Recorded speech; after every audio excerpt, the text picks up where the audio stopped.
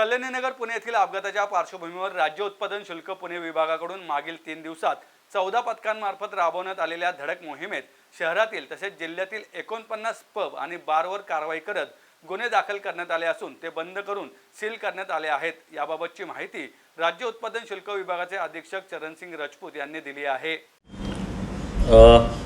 राज्य उत्पादन शुल्क पुणे विभागाकडनं आतापर्यंत या घटनेच्या नंतर जवळपास 49 जे FL3 लायसन्स आहेत, म्हणजे जे की पब वगैरे बार वगैरे आहेत, अशा 49 लायसन्सवरती कारवाई करण्यात आलेली आहे, बंद करण्यात आलेले आहेत। त्यांचे अनुज्ञप्तीचे व्यवहार पुढील आदेश होईपर्यंत बंद करण्यात आलेले आहेत।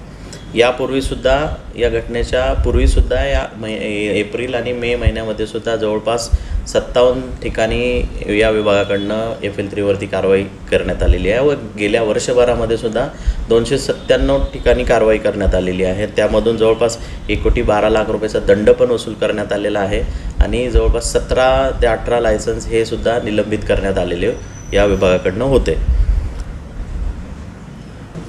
प्रामुख्याने आम्ही टायमिंगच्या बाबतीत व्हेरीफाय करतो आहे। त्यानंतर त्यांच्या प्रिमायसेसमध्ये काय बदल केला आहे का त्यांनी, त्यामध्ये रूफटॉपच्या बाबतीत पण काही तक्रारी येतात, त्या अनुषंगाने पण रूफटॉपमध्ये पण काही कारवाया करून बंद करण्यात आलेल्या आहेत आणि आणखी पुढे कारवाया सुरू राहणार आहेत। त्यानंतर जे काही विनापरवाना मद्य विक्री पण काही लोकांना सर्व केली जाते वगैरे, अशा पद्धतीची पण विनापरवाना काही लोकांना सर्व केले गेले का हे पण पडताळणी करतो आम्ही। त्यानंतर मायनर्सना वगैरे काय दिले गेले आहेत का, ह्या पण गोष्टीची पडताळणी करतो आहे। टायमिंगच्या बाबतीत पण पडताळणी करतो, इतर त्यांचा स्टॉक वगैरे व्यवस्थित त्यांनी ठेवलेला आहे किंवा नाही, रजिस्टर्स मेंटेन केलेले आहेत किंवा नाही, हे मॅन्डेटरी आहे। लायसन्स कंडिशनमध्ये ज्या लायसन्स कंडिशन आहेत त्या फॉलो करतात का नाही, या बाबतीत आम्ही प्रत्यक्ष म्हणजे 14 पथकं फील्डवरती कार्यरत आहे। मी स्वतःसुद्धा कार्यरत आहे। काल रात्रीसुद्धा आम्ही आत्तापर्यंत 49 तर बंद केलेलेच आहेत। काल रात्रीसुद्धा आम्ही जवळपास 16 ठिकाणी गुन्हे नोंदवलेले आहेत, त्याबाबतीतची पुढची कारवाईसुद्धा चालू आहे।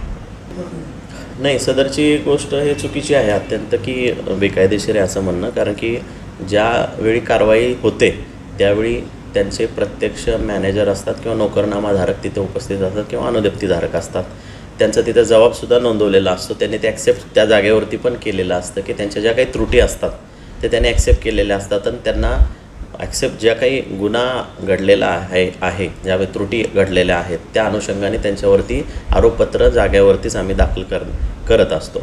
आणि राहिला प्रश्न की त्यांच्या बाबतीतचा जो काही काल प्रोटेस्ट वगैरेच्या अनुषंगाने, परंतु अशा पद्धतीने जर प्रत्येक व्यावसायिकाने जर त्यांच्या पाळून दिलेल्या नियमामध्ये जर त्यांनी व्यवसाय केला तर कुठलेही त्यांच्यावरती ॲक्शन होण्याचा काही प्रश्नच उद्भवत नाही। त्यांनी त्या नियमांचं पालन केलं नाही म्हणून त्यांच्यावरती ॲक्शन झालेली आहे।